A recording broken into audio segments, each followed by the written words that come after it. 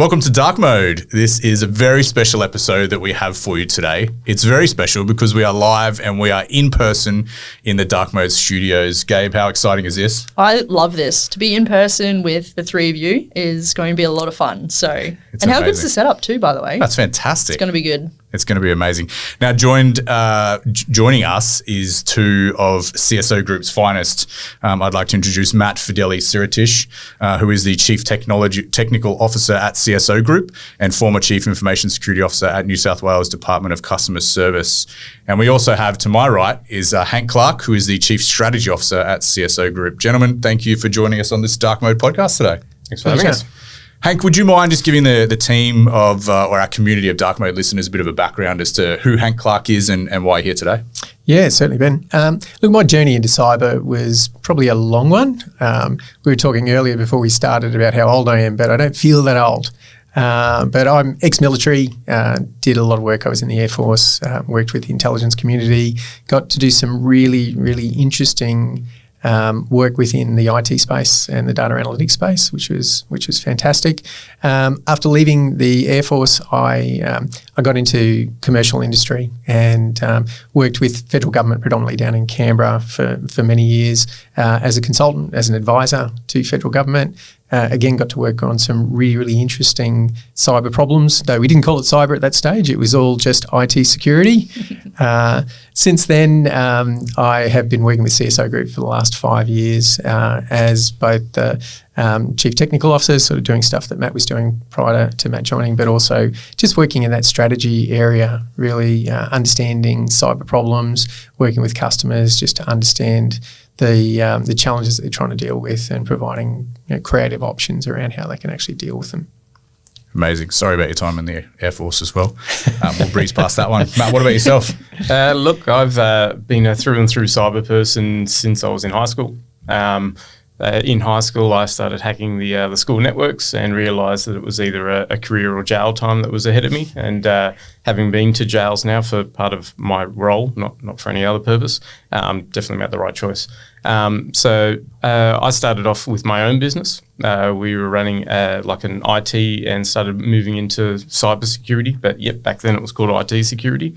And we were doing stuff like very targeted letter drops to try and find people that had unprotected wireless networks set up in their house.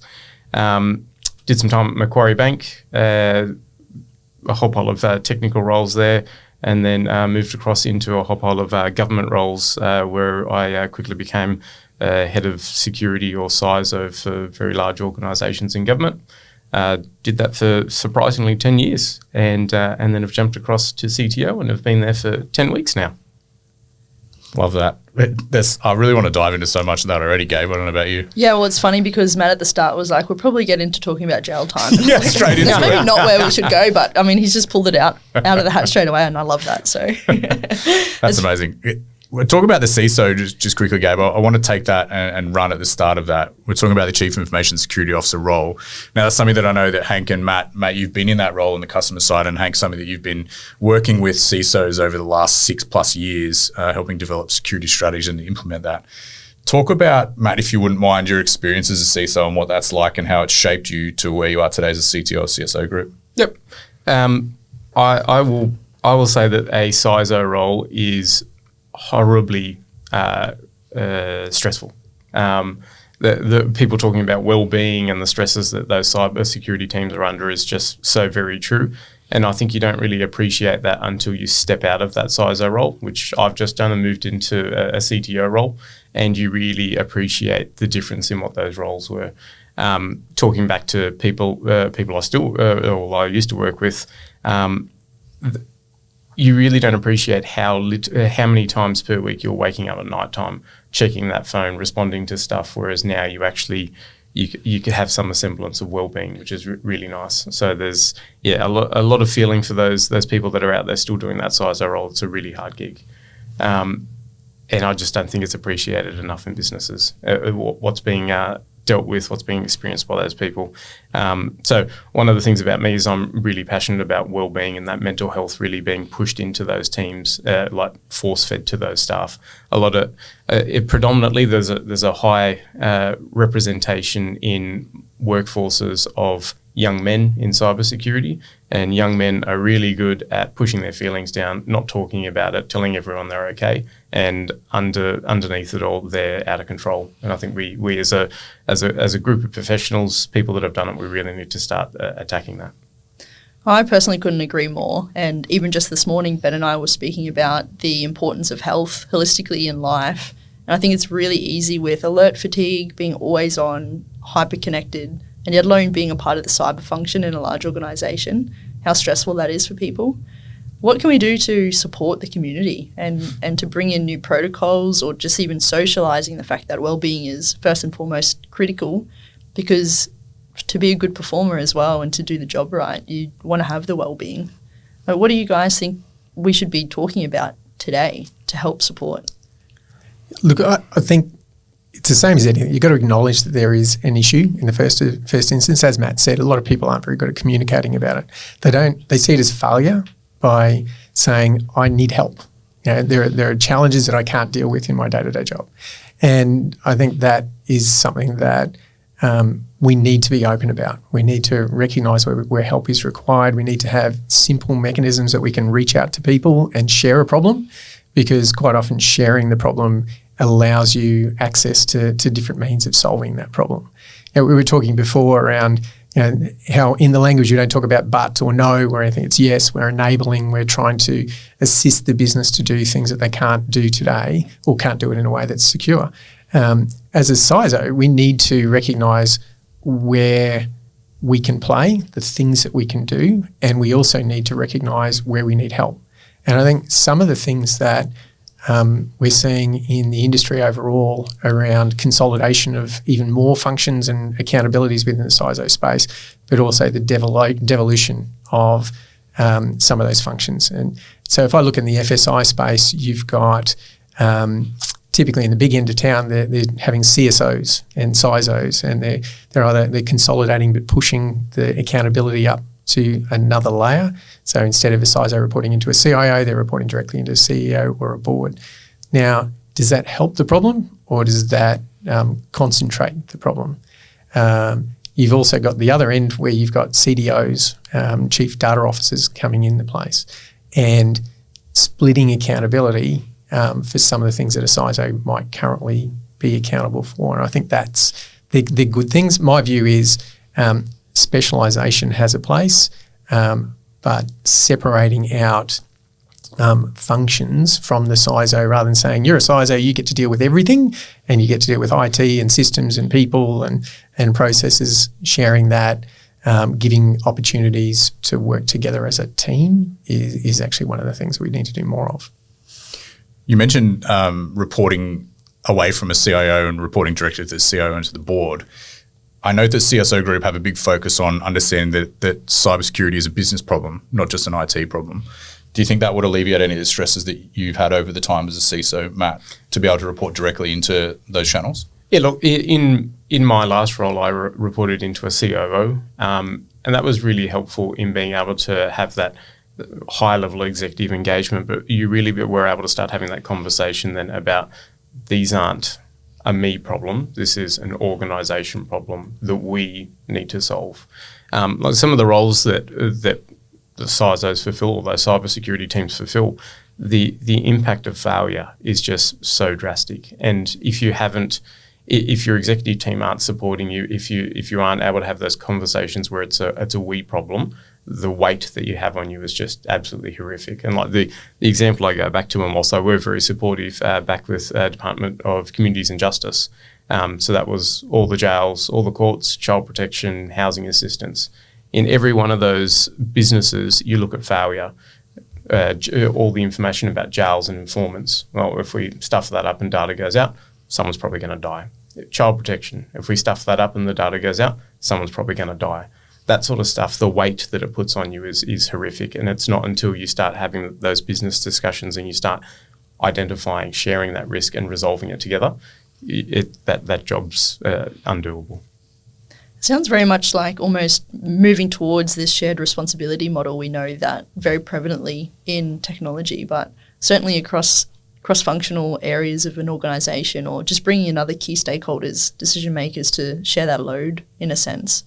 And it sounds like a good outcome in my view, because if you have more people collectively looking to solve those business challenges, taking accountability, looking at areas of strength, and just, again, technology is so ubiquitous, so it touches everybody. And I think we know that, and the three of us at the table being ex-military too, it's like I reflect back on my military career and just that old notion of security is everybody's responsibility. And it's just such a strong translation into the corporate domain and for companies alike.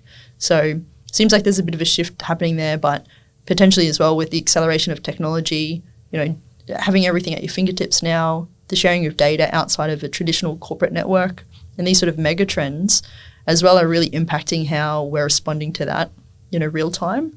So probably a few big mega shifts there happening as well.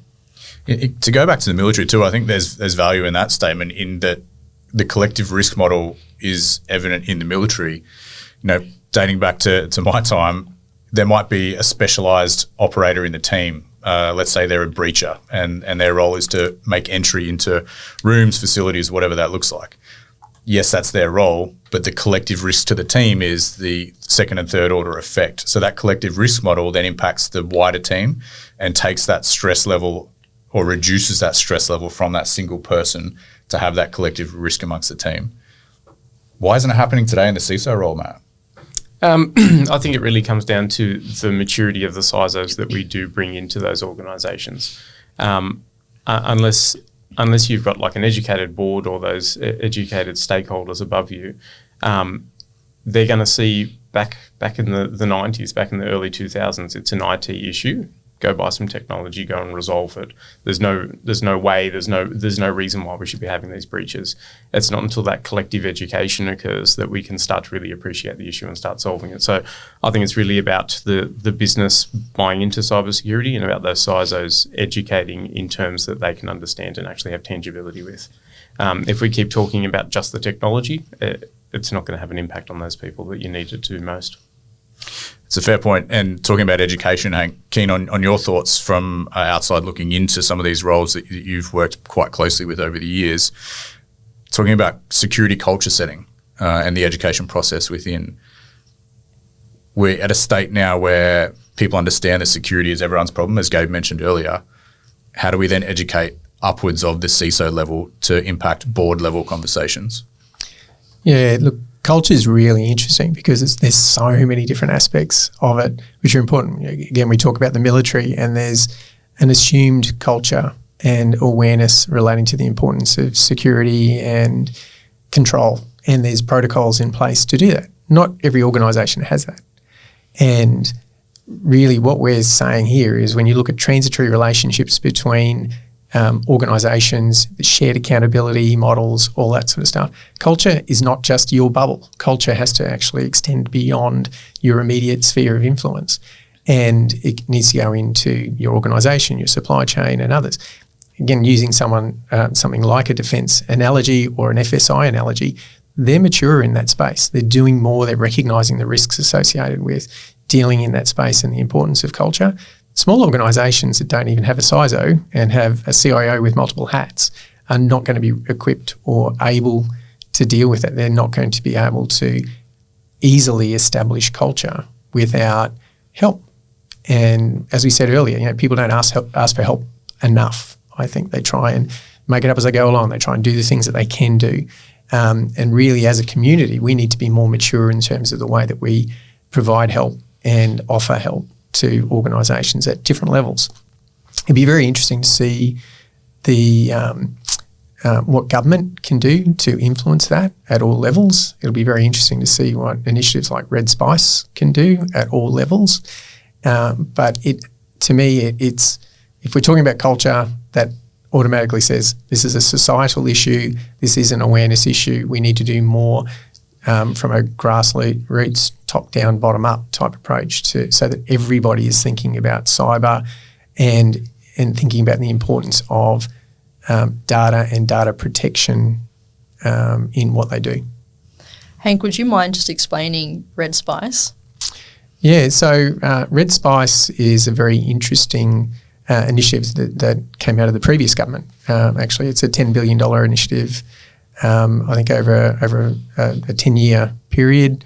The intent of Red Spice is to develop more national capability that can support critical infrastructure and uplift Australia's national sovereign capability as a whole in the cyberspace. The funding for it came out of defence. It's being, I think, initiated in that space. There's been some recognition by government that initial thinking needs to be expanded. What is the national strategy? How does that funding support the strategy and the intent and the outcomes that we're trying to drive overall in terms of capability? And so I think it's still forming in terms of how that will actually be enacted. But the great thing is that it's an opportunity for industry and government to work together to in the nation's interest, I guess. Probably talks a lot about sovereign capabilities as well, and just that landscape, I think, locally, because just in so many examples, whether it's military or sport, I feel like Australians really bat above the average. And there's certainly a lot more leadership very publicly happening at the moment with Claire O'Neill, the new Minister for Cybersecurity. There's a lot more repercussions happening. There's a lot more conversations occurring around how do we uplift the capability in Australia.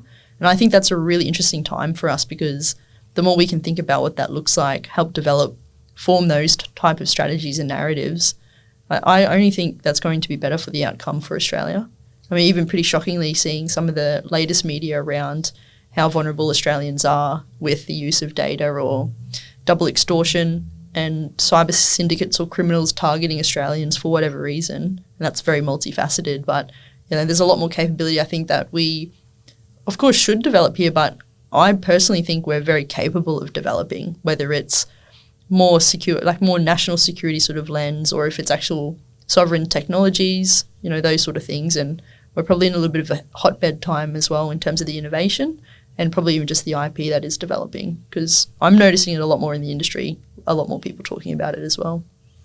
I think the conversation needs to shift from, I love what Red Spice is, the subject matter of Red Spice. I feel like we really need to ramp that conversation into action and get into execution mode now. There's a report out yesterday, and today we're filming on the 19th of April. So this will be dated by the time it's released. And it's not a shock to anyone that we are the weak link in AUKUS in terms of sovereign cyber capability. That's not a huge shock, and it's, in my opinion, probably lazy journalism, because it's a fact. But yeah. I really think Red Spice needs to be ramped and go into execution mode now. I'm loving some of the conversations that are happening in critical infrastructure around that. There seems to be a shift in mentality around what we need to achieve. And there are lots of great organisations and asset owners out there that are doing the yeoman's work to get that embedded within their capabilities and assets now. So it is taking place, but I think it needs to ramp rather quickly.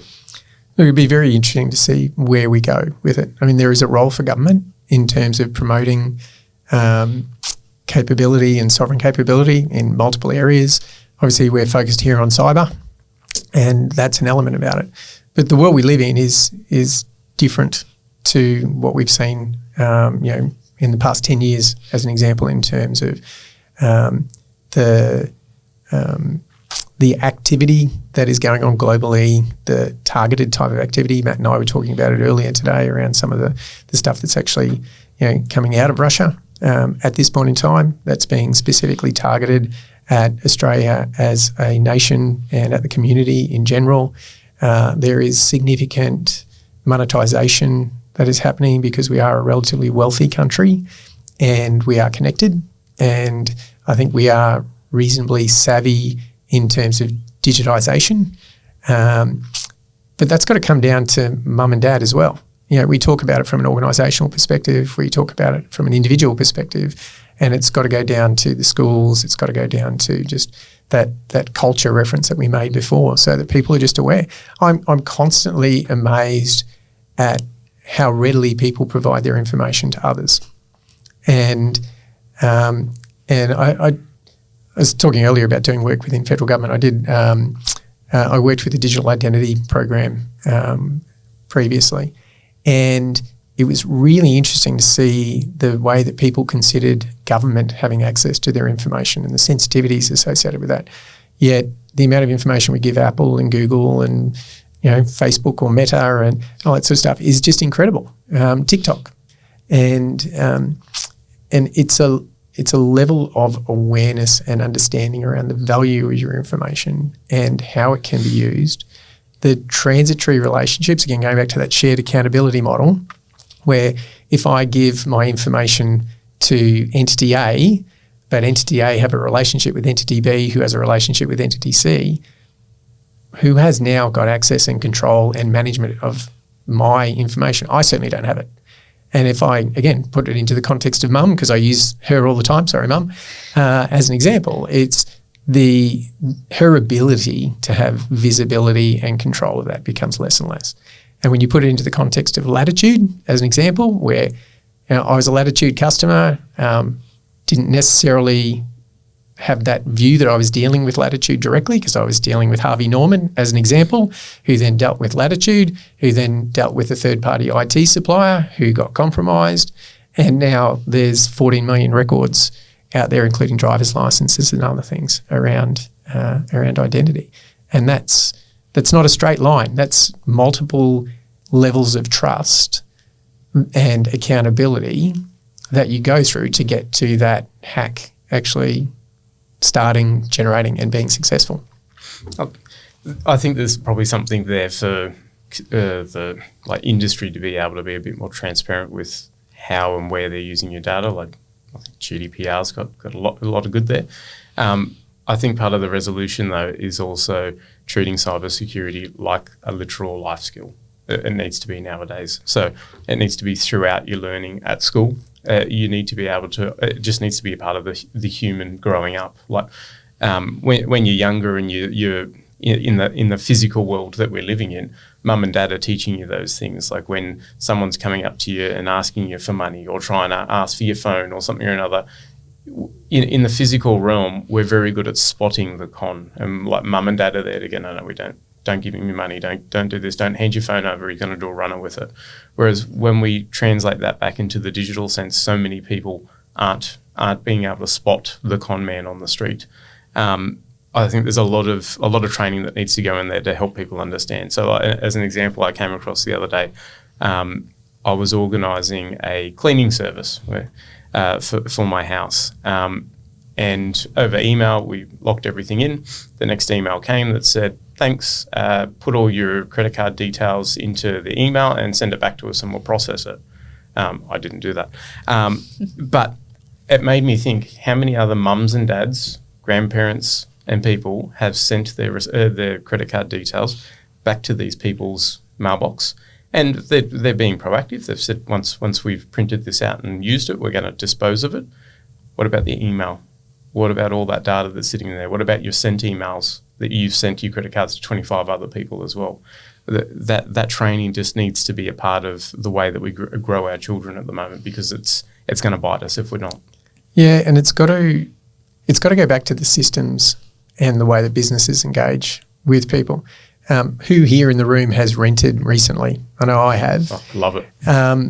And who had to go through multiple providers and provide highly sensitive information in order to be able to be eligible to apply for a rental property. I thought it was my NV1 clearance. It wasn't. It's just an application. I was just trying to find a home. Same amount of questions, though. Yeah. Look, it's incredible. Literally. And the intricacies around right to be forgotten, around how they manage that. Again, going back to the Latitude. Latitude had GE Money accounts which were grandfathered over through an acquisition, which were more than 10 years old. Why is that relevant? If you look at so many different instances of the way that we engage with digital ecosystems, there's going to be lots and lots of examples of that. And we are naive. And I think as a society, we're a little naive because we live in a lucky country. And I think in general, we do trust potentially too easily. So it'd be very interesting how we do that. I love being able to trust. I am a little cynical. I guess that's part of my business. My wife's a psychologist. I work in cyber, so my kids are pretty shot in terms of how they deal with digital. I think they're pretty informed, but there is a big change which I think we need to make societally in terms of how we develop a more considered approach to how we collect and use information, how we manage information. I think CISOs will have a role, but I'm really keen to see how that CDO, Chief Data Officer role can function. I'm expecting to see a lot more of it. I think that currently the approach that most people use where you have a data owner, but they're actually a business owner and they're focused on driving the business outcome, I think having that specialised understanding and support for how data is managed. Less is more. Get rid of data. Don't just collect it. Don't just pool it. Don't just retain it for forever. I think they're challenges which we are absolutely staring down the barrel of at the moment and that we need to solve quickly, because the longer it takes us, the more at risk we are. There's a hoarding mentality in data, and it's evident everywhere. Every business that I've been involved in has had problems with data hoarding and keeping it for the sake of keeping it as a just in case. That's what needs to change now, as we look at data being the motivation for cybercrime, because that's what they can then sell. We need to do a cleanse. It needs to be, and for me, that needs to come from government. That needs to be stipulated in some form of legislation or act or supported by government in defining regulations about how and why and where we store data.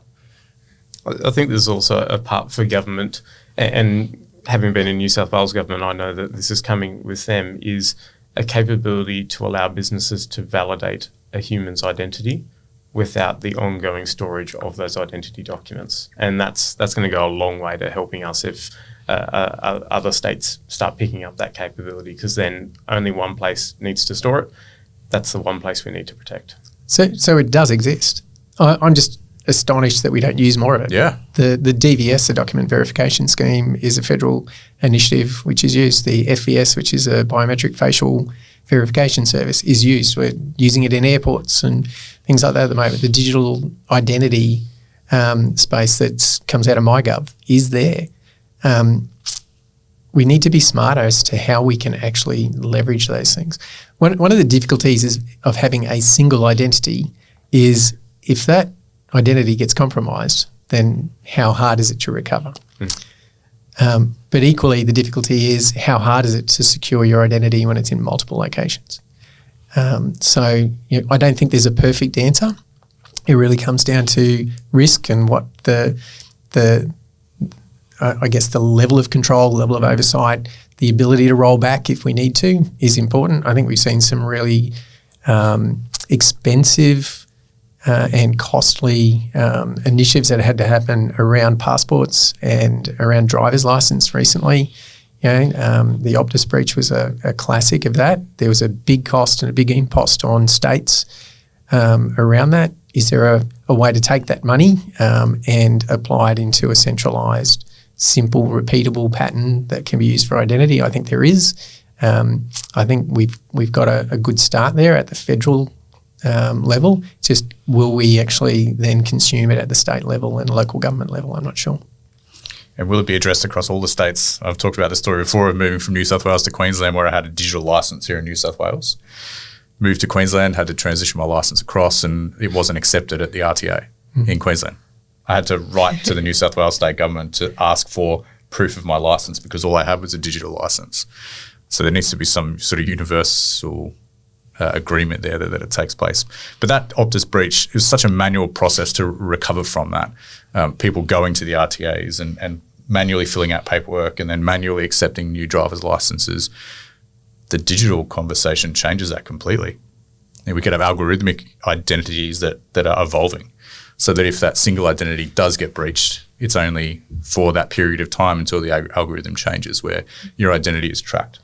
Love it. That's one thing I was talking about in my last job before I left, is with those licenses. Like there's such an opportunity for us to push digital first, digital only, even with those licenses. And the sell point for government should be the license is issued to you today. You've got your driver's license number, which is that unique identifier, but you've got that other number that sits on that card. That number, as you said, can be an algorithm that just keeps cycling. So if someone does steal it, like we need to design these identity documents for theft because we know it's going to happen at some place. If this has got a lifetime on it, much like a token for your MFA, that in 10 days from now it's no longer valid, great. That should tied with a validation service. That's I think how we start to solve this is that we know that as much as we plan, as no matter how many defenses we've designed, there will be a failing at some point, and if it's not a failing of technology, it's a failing of a human. We just need to design for that failure at all times. Yeah, and one of the other things that makes it further complicated is the ability for everybody to be able to assert who they are. So the level of confidence in that individual, in their identity when they front up to get an evidence of identity, whether it's a driver's license or other, is problematic. I mean, we've got difficult conditions in certain locations, or I'm not explaining very well, but if we've got a homeless person, how do they validate who they actually are? So a digital identity doesn't solve that. If you've come out of an abusive relationship, if you've had to leave home quickly, you don't have a birth certificate, you don't have a home address, you don't have those things, it becomes really challenging. But that's where government has to step up and say, well, okay, we know that we can cover for use cases 80% and the other 20% we're going to have to solve for, and we're going to have other means to do to deal with those particular cases. Because if all we do is we say, well, okay, digital is the only identity, then that's not going to cover everything. So again, not an easy problem to solve, but I believe it's solvable. And we just, I think, not trying to be perfect, but trying to be better and have systems in place that we can use for most cases is probably not a bad place to start. Are there any mechanisms for any of those proposed solutions around today? Like Hank, you mentioned there's a few schemes and they're not necessarily enforced or flow through, which sounds like there isn't, again, that role of government or role of, localized GDPR type situation. But if we have similar schemes or similar frameworks that can help us with the use of data, the storage and that sort of thing, why isn't that already being enforced today? Is it because of the repercussions? Is it because it's just not a literal skill? Is it just changing status quo? Do you think we're sort of in the middle of a big shift? I think part of it is we're a federation and we've devolved accountability at a federal level and a state level and a local government level. And we have funding models which tie into that and decision-making which ties into that. And so setting up a one solution that people can adopt is very expensive. And it's difficult to do that, and you have to have everybody on board. Now, I think the federation works. I think that we've got great mechanisms in place to support a devolved accountability model in that. But we have to have a willingness and I think a real need to change. I think we are getting there. I think that certainly over the last few years, there's been some really significant impacts to the public, and government has to be smarter. Again, it'll be interesting to see what Claire O'Neill comes up with. That'll help encourage states and territories to work more closely with federal government around some of these big initiatives, and then allow us to consume and adopt those capabilities. Because it's very much about capabilities. One of the things I find that we deal in a technology space, people think along the lines of technology life cycles, and we forget about capabilities. If we look at cyber, this problem is we might have new symptoms, but fundamentally a lot of the problems are still the same that we've had. It's just the exposure and the threats that are applied to them and how they're actually being enacted is changing. When I talk capability to customers from an advisor perspective, I talk about let's abstract from the technology, let's think about the business, let's think about the interactions, the transactions, the data, the workflows, the things that actually help your business to actually function, and put systems in place that can actually support that, but do it from not a 12-month time frame, which is what we've got budgeted for, or we've got a technology lifecycle for. It's got to be beyond that, and it's got to be accretive. It's got to be able to add and improve over time as we can get the business to change. And you can go right back to where we started. What does a CISO do? What are the things we look for? My big thing is it's more about a change agent than it is about a technologist. You need a technology appreciation, or you need good advice around the technology. But really what we're trying to do is we're trying to affect culture. We're trying to get a business to care about, amongst a whole lot of really expensive problems that they're trying to deal with. Why should they prioritise cybersecurity over some of these other things that they're doing? And it requires a creative mindset. It requires a really good communicator, someone who can actually set a vision and bring people along the journey towards that vision in terms of action. And it takes somebody who has a longer plan. Can't just be working, reacting to what's happening around them. It's got to be somebody that sort of has a vision and says, this is where we're going. This is why it's important for us to go there, and can get people on board. Have you seen that prominently within organisations that you guys work with at CSO Group, when there is a really good example of a change agent? I think you can get there. Yeah. Same as everything. I think you can be very general. I think we're very immature as an industry overall. I think we do have more technologists than change agents. Mm-hmm. It can absolutely work. It's where we spend a lot of our time, is helping people to define where they need to go, their why, and helping with messaging. The messaging is really important. Taking people on a journey is about getting them to care, getting them to see the relevance to their day-to-day work. If I'm trying to do my job and security is getting in the way, then that's a big problem. It's about how do we actually help increase awareness and understanding of how security actually fits and why it's relevant. Doing that education component, helping with the culture, but also giving people something that they can actually believe in and say, okay, if I behave in this way, it is actually better for me, it's better for my customer, it's better for the nation overall, because people will get on board with something if they believe in it. Yeah, absolutely. And yet alone the power of language or the narrative, it's very human-centric, what you've just described there, Hank. I think it needs to be. So I think what makes a really good CISO is someone that can create a journey and tell people a story about it and bring them on board with it. Like that journey is going to implement technology, but that's not what the CISO's role is. That CISO's role is to build that culture, and to be perfectly honest, it's to build the interest not just in your executive, don't spend your time there, but build that interest back to the lowest person in your organisation and have them interested in what cyber is, pushing it from all angles, considering it all in all their work.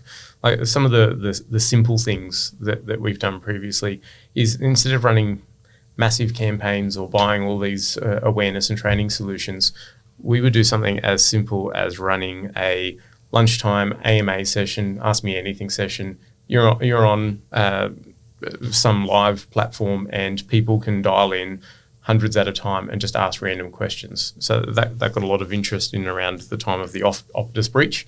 But it's just allowing people to voice those thoughts that they can't get answered anywhere else, and just consistently keep being interested in it.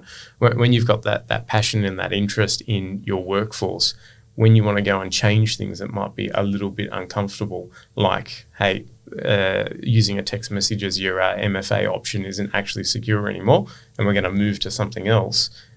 Instead of just ramming that down to the people, it's about making it understandable to them. So again, another way that we've done that is to bring people on the journey.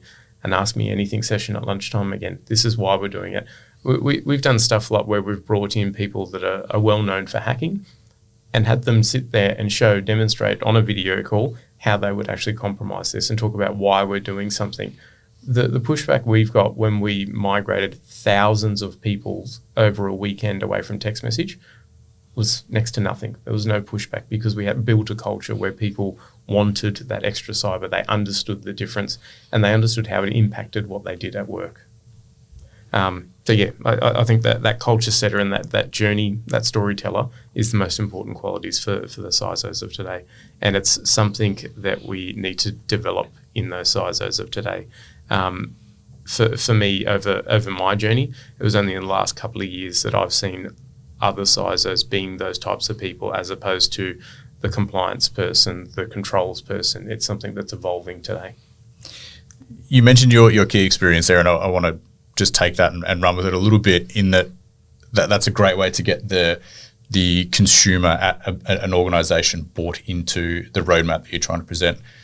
Alongside that, how do you then, as a CISO that's thinking differently and being that change agent, get the story, get the board and the senior leadership on board with that journey in the same sentence?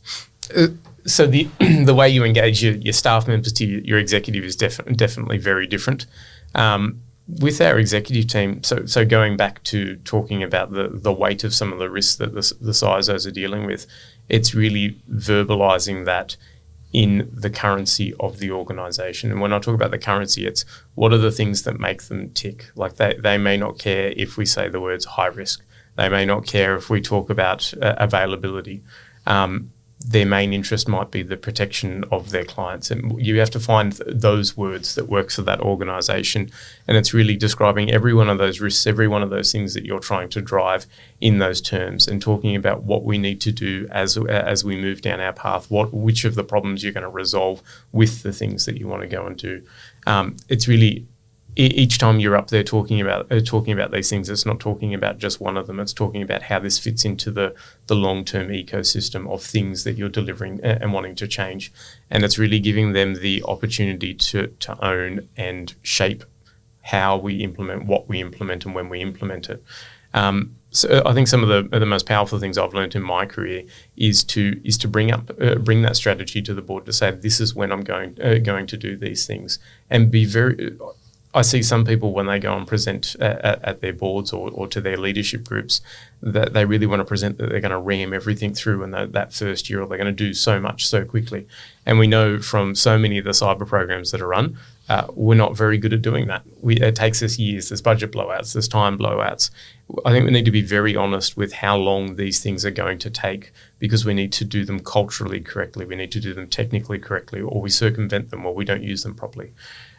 Presenting that truth to your executive team allows them to go, I'm not comfortable maintaining that risk because you've explained it to me in a currency that matters to me. I want that to go faster. What do you need? And that's the relationship you need to build with those people so that they're a part of the solution, not the people that just hand the money out. As a consultant from the other side, helping impact that strategy to the CISO, would you add anything there, Hank? Look, one of the things Matt and I have been talking a little bit about recently is the value in articulating threats that are contextual to the business as opposed to just talking about generic risks. Because quite often what you'll get from a executive is, we've been operating in business for quite some time and that risk hasn't eventuated. And they're right.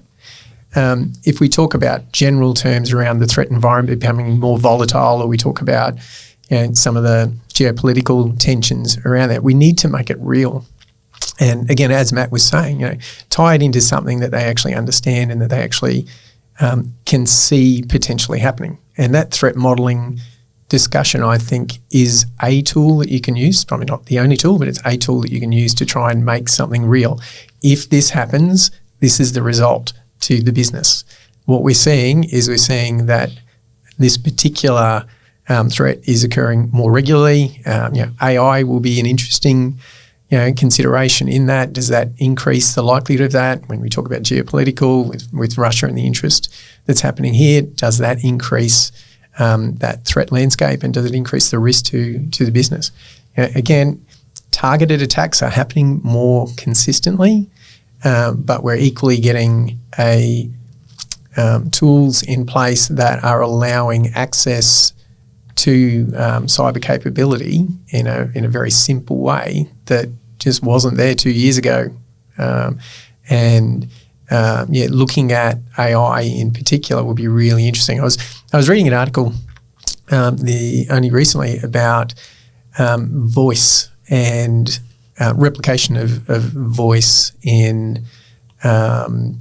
playing back for identity, as an example. So researchers recently identified that as little as 3 seconds of audio can be modelled through an AI engine to replicate and impersonate an individual. And they've proofed it to the extent where it's been able to fool the ATO systems, voice recognition systems, and Services Australia. Now, if they can do that with 3 seconds of voice, it's really interesting. We had the conversation around the breakfast table on the weekend between my wife and children, and we've all agreed we're going to remove our voice messages on our phones, or have someone else record our voice messages. Now, obviously, being on a podcast, it probably it's a little bit different. What do you think we're doing today, Hank? Yeah, exactly. But Kind of screwed that one up, didn't you? yeah, exactly. But they're things that you potentially need to think about. The way we've dealt with that, particularly with the mum and kid scams that are happening consistently. Record your child's voice on TikTok, and then call up mum and say, hey, look, I've lost my phone. I'm in trouble. I need some money. Please send it there. Mums are always soft targets. Dads tend to say no, or at least I do in my family. But mums are a bit of an easier entry point. And One. yeah, I'm just going to put out the initial failure there was the use of TikTok. yes. Yeah. But look, they're changing the way that we have to consider some of these threats and how we actually deal with them. And again, societally, it's we got it from a business perspective. If you look at things like the ATO using voice recognition as a ability to validate identity coming in to a caller, versus mum and dad being hit not just with text messages but things that sound like their kids ringing up and saying, I need help. You said so many buzzwords in that last paragraph that I love, the AI, the threat intel. Just on AI, really interesting thing for you to try at home. I don't know if everyone's experiencing those phone calls that are an AI bot talking to you about selling something or trying to con you into something. I was doing some reading into them about the way that they're trained on a data set to try and derive an outcome. And I thought, I wonder if they teach them about math. Anyway, I tried that on the last phone call I got and asked it what 7 times 3 was.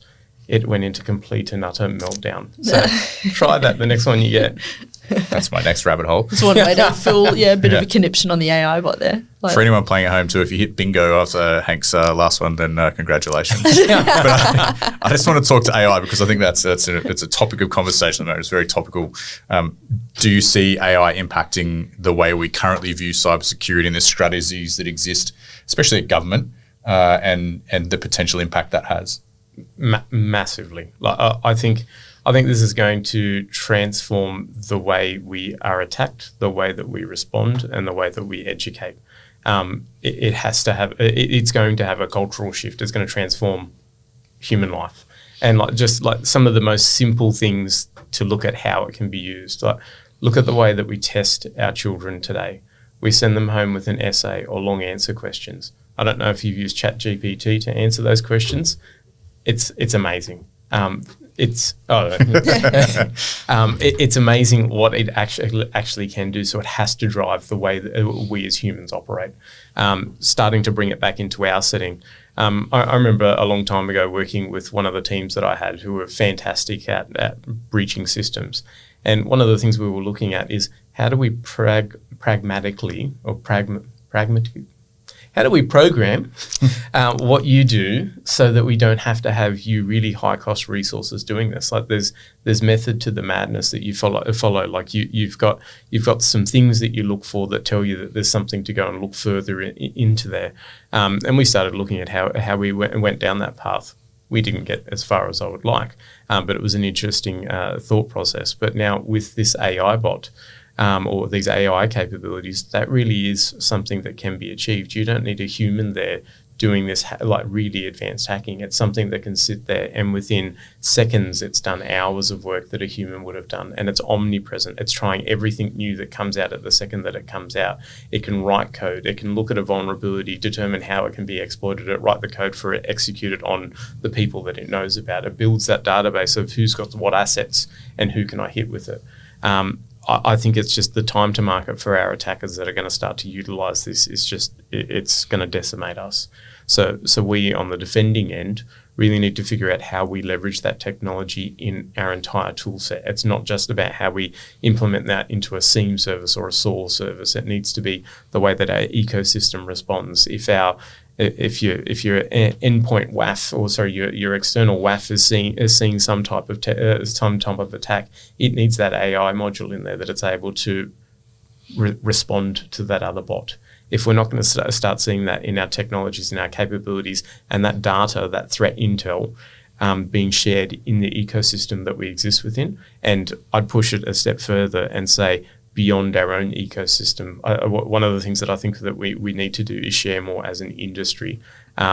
There's a whole plethora of issues that we need to resolve about trust, again, about sharing that information. But if we're not sharing where we're seeing those attacks and how we're responding to them in real time, it just means that the person to the left and the person to the right of you are going to fail if you've had success. Just as critical to have AI on the defensive side than the offensive. And it's just remarkable how the pace of change has really hit the limelight, because we might have seen technological advancement within a few years or decades in the past, but like literally every week something is transforming as it relates to AI.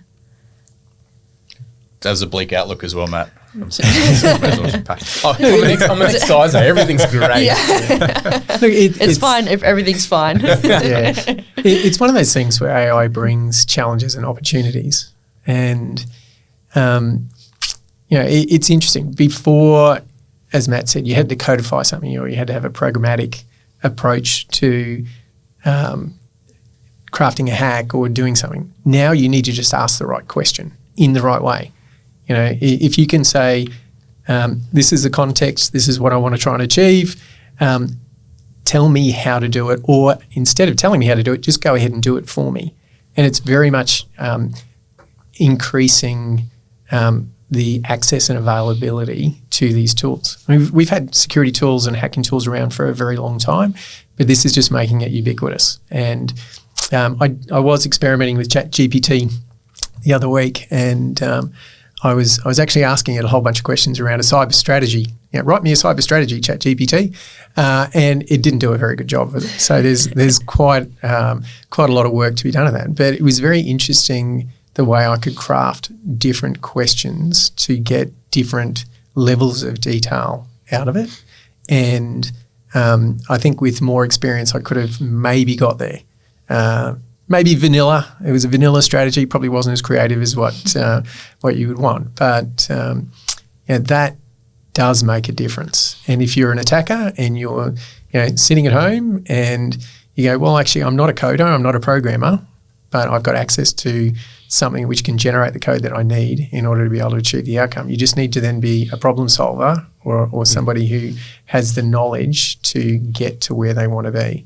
And when we're talking about monetization, when we're talking about how you want to be able to access and affect a larger range of potential victims, I think AI is going to have a huge impact on that. And we really need to have, I think, better structures in place to take away a lot of the easy stuff. So, when we talk about red spice, when we talk about the things that government does, you look at the really positive impact that cleaner pipes initiatives and things like that have had through Telstra and others. They're great. We need to do more of that, and we need to do it in a very, I think, coordinated and systematic way, because I still get a lot of text messages coming through, even with things like cleaner pipes in, and I'm sure it's going to get worse. I think that like that AI as an assistive technology is definitely going to be how we'll utilise that in the short term. Like asking it to write code is just I've done that, and it's amazing what it can put out. I haven't sold this to a customer, but I've used it in an interesting context and asked it to write a policy. And if you've got some very clear parameters that it must work within, as in write an information security policy that's 20 pages long and is aligned to ISO 27001, it does a pretty good job. So much so I advised our GRC team that their time was limited. But it's quite amazing, like when you've got those severe parameters, what it actually can do. There's a lot of positives that we're going to be able to use it for. Like just even thinking like in a responders context, right? Like it'd be nice to just have that sidekick to go, I'm working on this. What does this bit of code do? Oh, cool. I understand that. When's the last time we saw that IP address in our network, and have that just the instant recall that today is 10 minutes of going through logs waiting on a query. That this is where we're going to be able to leverage that power. So yeah, look, Gabe, there are some positives as well. Yeah, nice. Love it. Love to hear it from you, Matt. Absolutely.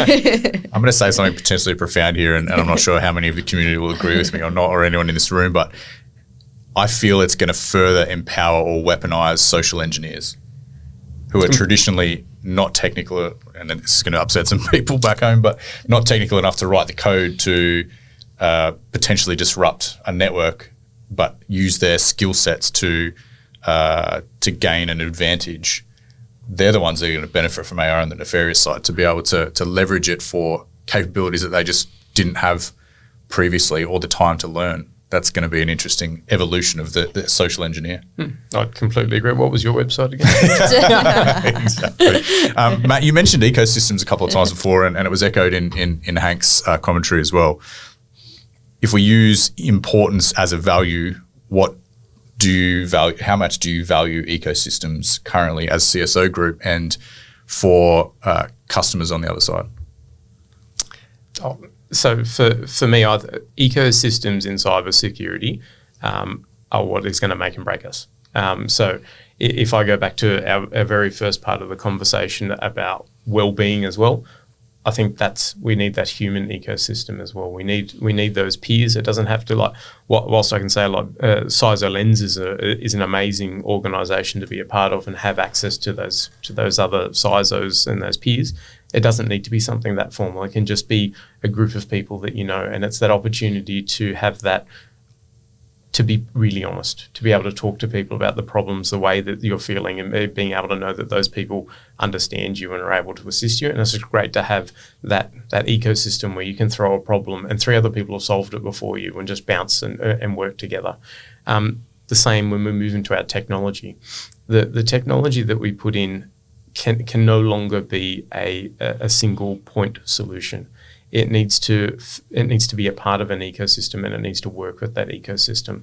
And talking back to that example of your WAF on the outer edge of your network needs to be able to send that threat intel back to the technologies that are protecting the rest of your network about what that attacker looked like, what they were doing, what's potentially occurring, because that information allows us to start protecting ourselves. The same as if we go back to our human context.